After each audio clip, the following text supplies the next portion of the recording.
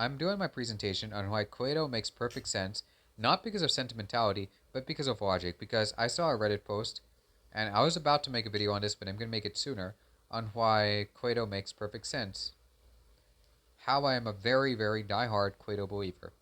Now, I'm going to go point by point on why Clato makes perfect sense. This can be supplemented with my own presentation, my own writing, and some ChatGPT generated imagery, because, ChatGPT is just a most efficient way to make images of sort of what I imagine. So I'll get to the first point, the feast. The feast is the first point. Now, we all know the classic Cato shipper.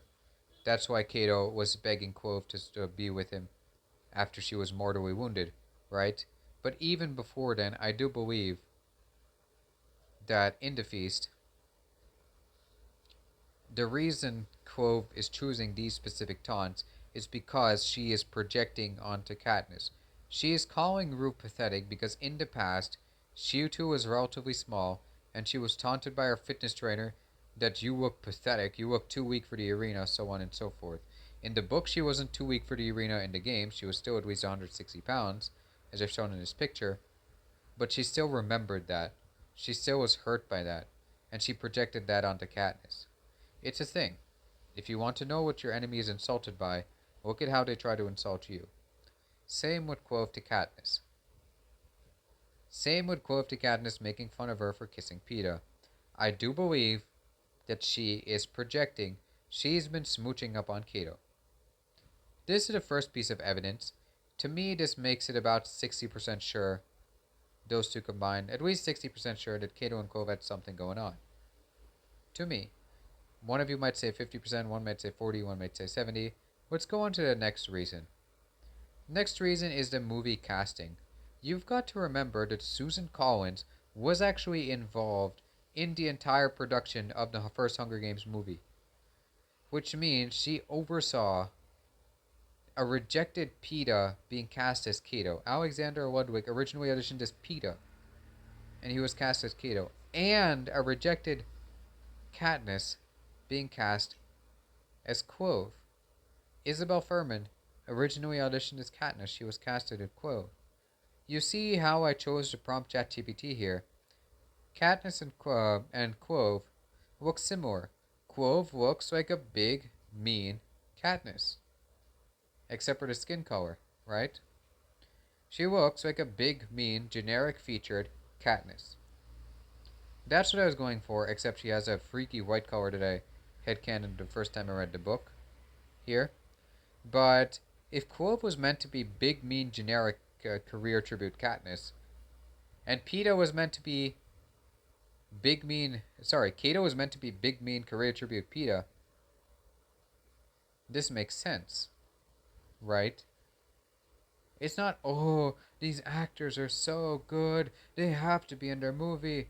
No, the author, the director, they'd want them to sort of make sense for the characters, right? Them making sense as Katniss and Peeta would not translate to them making sense as Cato and Clove, unless Cato and Clove themselves were meant to be big mean generic Katniss and Peeta, big mean career Katniss and Peeta. So, Penis, Peeta and Katniss, versus Cato and Clove, is basically couple versus the career tribute version of themselves. That's literally what it is. That would also explain why Cato is like really muscular and skilled, and Clove has a long range weapon that she can throw at 100% accuracy, just like Katniss does. That would explain it. Okay? This casting choice was very, very deliberate. Hear me. So the fact that they chose this alone makes it feel like it's 60% chance that Cato was a thing intended by the author in the book alone. 60% in a 60%, and then on to the next point. The rule change. If the rule change was only meant for Katniss and Peeta, why the hell did they wait so long? Why? Why did they wait until Peeta was out, abandoned, bleeding, just laying in the ground for days before announcing the rule change? If the rule change was only for Katniss and Peeta, they would have announced it sooner. And then, what exactly was going on with Cato and Clove at the rule change? Think about it. At that time, their supplies had just been blown up. They found out that the person who blew up their supplies was Katniss. Marvel was out of the picture. They were probably reminded of Katniss and Peeta's strategy to act like they were in love, and they probably started making out to mimic their strategy, and not just making out like hardcore making out like French kissing, and I feel like they did that to get sponsors because the main purpose was being in love with that boy might just get you sponsors that could save your damn life. And Cato and Clove knew this.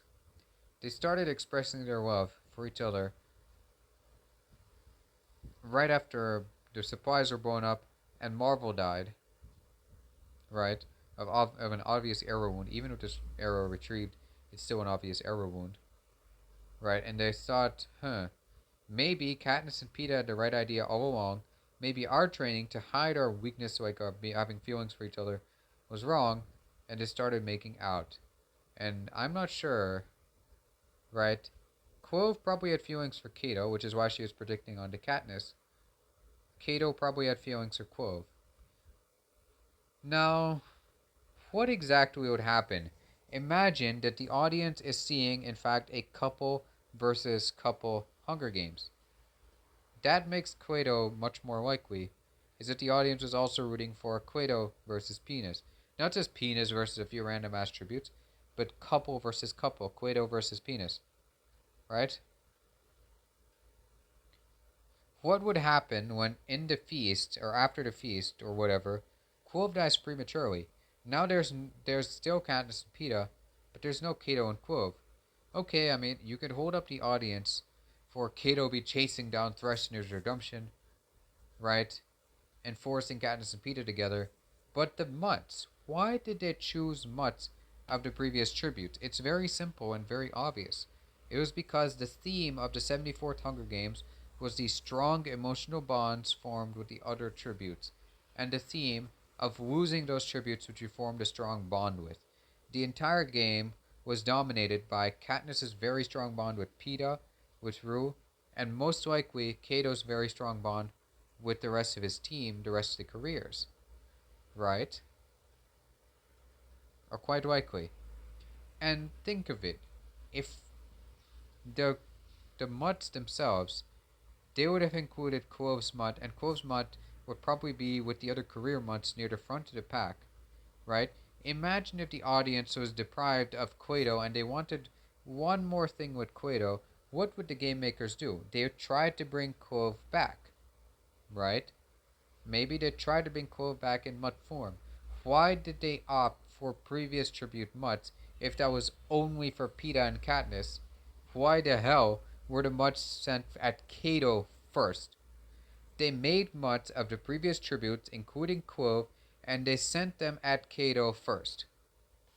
That is because the audience wanted to see, and the game makers wanted to see, how Cato would respond to Clove in mutation form. This was a way to drag out Cato and Clove until closer to the end for the audience's entertainment. This alone implies Cato was a thing. You get me? Think of it. This alone implies that Cato and Clove being a couple, was a real thing. Right? Reread the Hunger Games. The Mutts were clearly sent after Cato first, which I've said here. Right? Now, here's a couple of ChatGPT and generated images of Cato. This is actually closer to how I imagined Cato to be. I never imagined the Cato the careers to be that lean. I did imagine they had to have some spare fat on them to, survive the starvation, the cuts and the harsh temperatures and all that at the arena, right? They wouldn't be lean like most athletes today, right? This is just kind of an over-exaggerated Cato, but these are both Cato. These are both ChatGPT Cato, right? Here's the arena Mutts decision. Now, I forgot to make slides on this, but I'm going to go with the arguments against Cato. The first one was that they wouldn't go into the Hunger Games together. Who said that was the case? If Cato and Katniss and Clove, if Cato and Clove were meant to be a mirror, an evil version, a big mean version of Katniss and Peeta, or Peeta and Katniss, Katniss volunteered for someone else. Okay, Cato was shown to have volunteered. Right? We suspected in the career districts, the careers might have been even selected beforehand because there'd be too many potential volunteers. But Cato, even though he might have been selected beforehand, lunged forward to volunteer after Clove was in the games. After he knew Clove was in the games, he lunged forward to volunteer, even though he's probably already selected. They probably didn't just fight it out in the front. They probably selected him beforehand, and he still just jumped forward with enthusiasm. It could be that he was trained to do this. It could be another factor. He was jumping forward to protect the love of his life in the arena, Clove. Both could be true, but it does not mean that they were both in the arena together because they were idiots. It doesn't necessarily mean that.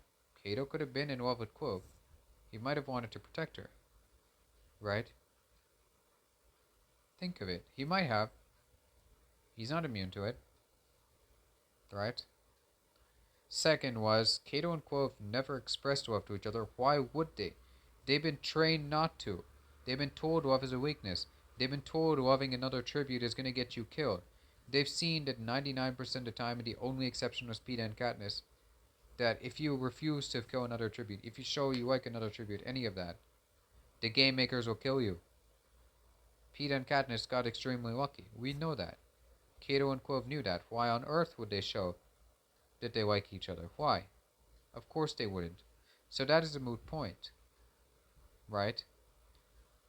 A third one, which is why I doubted Cato and Clove for a long time, was why did Cato want Peeta to be guiding him towards Katniss if he thought that Peeta was in love with Katniss? Well, maybe Cato did not actually believe that Peeta was in love with Katniss. Maybe he believed that was probably a complete sham. Remember when Peeta starts crying, Katniss thinks this is a strategy for him to win. She literally thinks that Peeta is trying to look weak on purpose so that other people underestimate him. When Peeta tries to separate himself from Katniss before the training, she doesn't read that this is because of his distress. She thinks that he is trying to plot against her and therefore he wants to be separated, right?